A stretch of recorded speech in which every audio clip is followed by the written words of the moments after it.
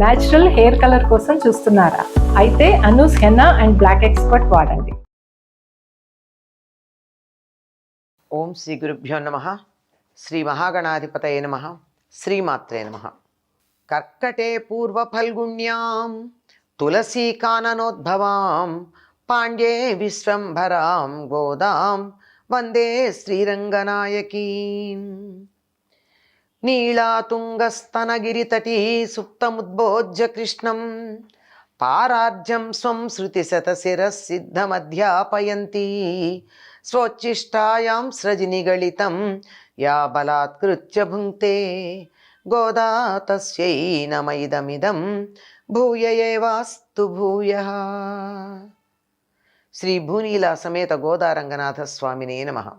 கத்துக்கழவைக்கணங்கள் பல கழந்து செத்தார்த்திஜலியச் சென்று செருச்செய்யும் குத்தமொன்றில்லாட கோவலர்தம் பார்க்கொடியே புத்தரவல்குல் புனமயிலே போதராய் சுத்தத்து தோழிமாரெல்லாரும் வந்து நின் முத்தம் புகுந்து முகில் வண்ணன் பேர்ப்பாட சித்தாதே பேசாதே செல்வ பெண்ணாட்டி నీ ఎత్తు కురంగం సా పారులేలోరెంబావాయ్. 11వ నాటి బ్రాహ్మీ ముహూర్తంలో నిద్రలేచినటువంటి గోదాదేవి మరి ఒక ప్రత్యేకమైనటువంటి లక్షణాలు కలిగిన చెలిని నిద్రలేపుతోంది. ఇటువంటి సాధకులు భక్తులు మనకి లోకంలో కనపడుతూ ఉంటారు. ఏమంటే చెప్తోంది, లేగదూడలు కలిగినవి అయినా లేగల్లాగానే ఉన్నటువంటివి అయిన ఆవులు ఉన్నాయట. అంటే లేగదూడలంటే లేత దూడలు, ఆవు దూడలు. ఆ తర్వాత ఆవులు ఎలా ఉన్నాయి చూడడానికి, వయస్సు వచ్చి ముసలావుల్లాగా లేవు, ఇవి దూడల్లాగానే ఉన్నాయి. అంటే తొలిచూలు మలిచూలు ఆవులు. అటువంటి ఆవులు చాలా ఉన్నాయి, మందలలో ఉన్నాయి. మంద అంటే అనేకమైనటువంటి ఆవుల సముదాయాన్ని మంద అంటారు. అటువంటి మందల్లో ఎన్నో ఆవులు కలిగినటువంటి మందలుండి వాటన్నింటినీ చక్కగా పితగగలిగిన వారు, వాటి దగ్గర పాలు పితగలిగినటువంటి వాళ్ళు. ఎంతసేపు పడుతుందండి 100 ఆవుల దగ్గర పాలు తీయాలంటే ఎంతసేపు పడుతుంది? ఎంత ఓపిక ఉండాలి? అంతేకాదు శత్రువులను ఎదిరించి బలంగా యుద్ధం చేయగలిగిన వారు.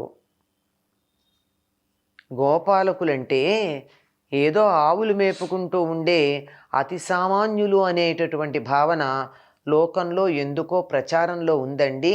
గొల్లలు అటువంటి వారు కాదు.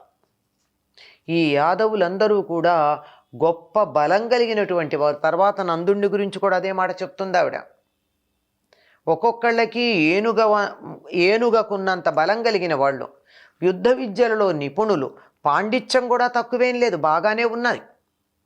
వీరి మందలకి గర్గమహర్షి మొదలైనటువంటి వారు వచ్చి వారికి ఎక్కడన్నా ఇంతకుముందు చదివినటువంటి చదువు మరపుకు వచ్చిందేమోనని వాళ్ళకి మళ్ళీ ఆ చదువునంతా కూడా గుర్తు చేసి పెడుతూ ఉంటారు.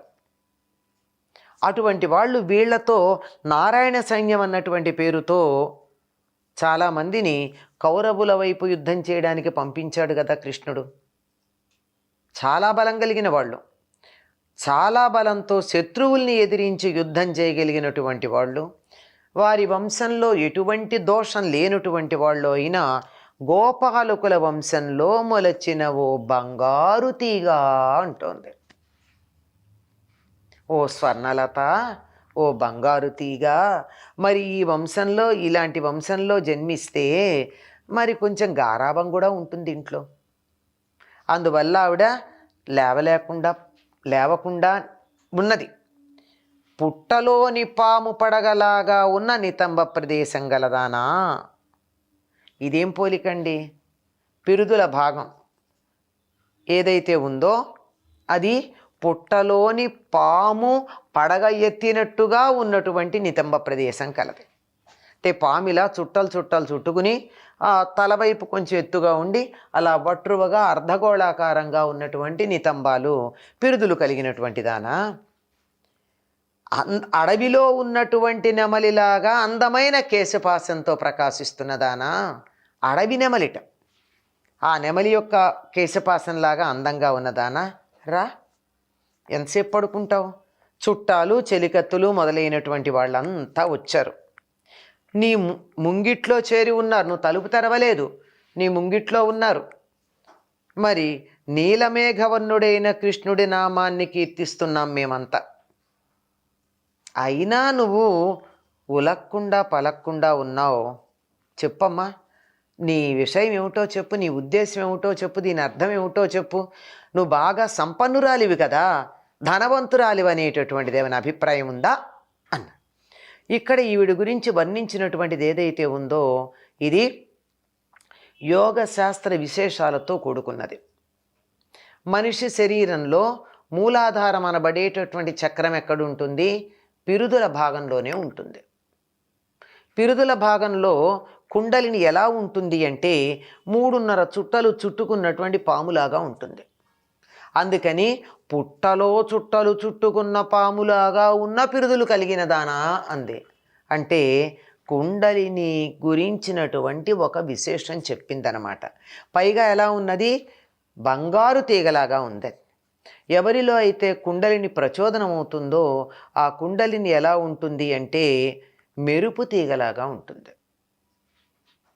మెరుపు తీగ ఎలా ఉంటుందో అలా విద్యుత్ తీగ, తటిల్లత, అలా మెరుపు తీగలాగా అలా తడుక్కను మెరుస్తూ సన్నగా ఒక్కసారి మెరుపు తీగ ఎంత వేగంగా మెరిసి ఆరిపోతుందో అంత వేగంగాను మూలాధారం నుండి సహస్రారం దాకా, అంటే పిరుదుల భాగం నుండి కపాల భాగం దాకా ఒక్కసారి పైకి వెడుతుంది.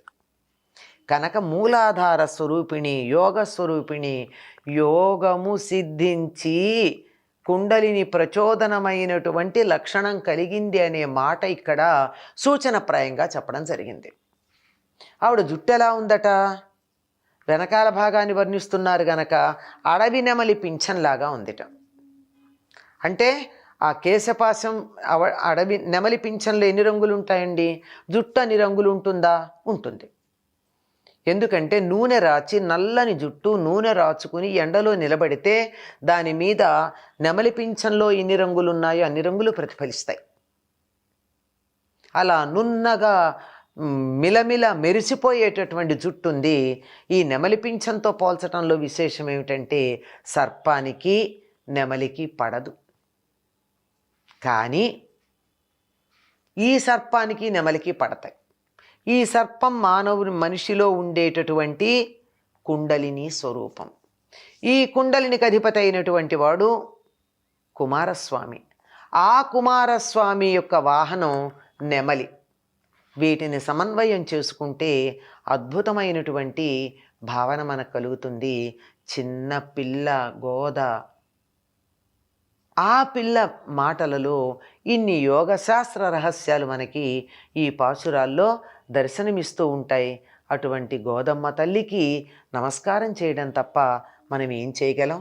ఈనాడు నిద్రలేపుతూ ఉన్నటువంటి గోపిక యోగ సిద్ధురాలుగా మనం చెప్పుకోవలసి ఉంది. ఈ యోగ సిద్ధురాలికి మంచి వంశము, బాగా పాలు ఇచ్చేటటువంటి ఆవులు కలిగినటువంటి, ఆవులని పాలు తీయగలిగినటువంటి కుటుంబ సభ్యులు ఉన్నారు అంటే ఈ గోవులకి, గోవు నుండి వచ్చేటటువంటి పాలు ఇవన్నీ కూడా అమృతము, యోగం వల్ల వచ్చేటటువంటి ఆనందామృతం మొదలైనటువంటి వాటితో మనం అన్వయం చేసుకోవాల్సి ఉంది. సూచనాప్రాయంగానే ఇందులో ఉన్నటువంటి మహార్థాన్ని తెలియచెప్పడం జరిగింది. అటువంటి గోదాదేవికి నమస్కారం చేయడం తప్ప మనం అర్థం చేసుకుంటున్నాము అని అనుకోవడం ఒక చిన్న భ్రమ. అర్థం చేసుకునే ప్రయత్నం మాత్రమే చేస్తున్నాం. ఆ తల్లికి నమస్కరిస్తూ స్వోచ్చిష్టమాలికా బంధగంధబంధురజిష్ణవే విష్ణుచిత్తతనూజాయై గోదాయై నిత్యమంగళం. స్వస్తి.